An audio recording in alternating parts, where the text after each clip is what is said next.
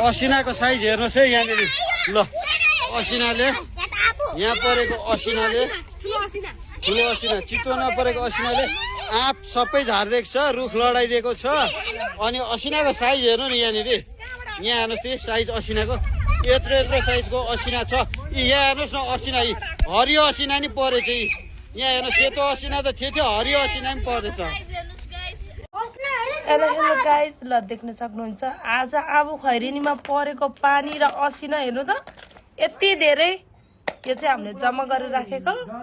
यस्तो धेरै ठुलो असिना पर्यो कि जिन्दगीमा फर्स्ट टाइम देखेको मैले यो असिना हेर्नु त यस्तो ठुलो नि असिना हुन्छ यो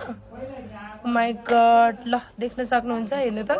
यति धेरै असिना हामीले चाहिँ यो सबै टिपेर यहाँ भाडामा जम्मा बनाएको ल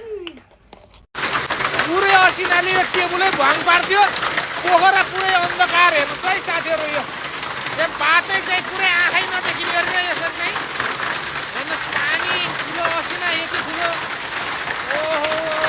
पहिलोपटक थाहा पाइयो यार यस्तो टेबुलै फोर्ने अरे यो टेबुलै फोर्ने अरे पानी असिना परेको पहिलोपटक हेर्नुहोस् है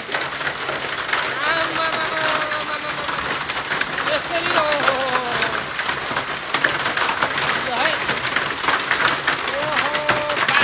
यति अन्धकार गराइदियो पुरै असिनाले बाटै अवरुद्ध यो हाइवे चाहिँ बन्द गराइदियो यहाँ चाहिँ बाइकको चाहिँ साइड लाइन पनि भागिदियो यार पुरै सिसा नै यति ठुलो डल्ला बनायो केबुलै छिर पारिदियो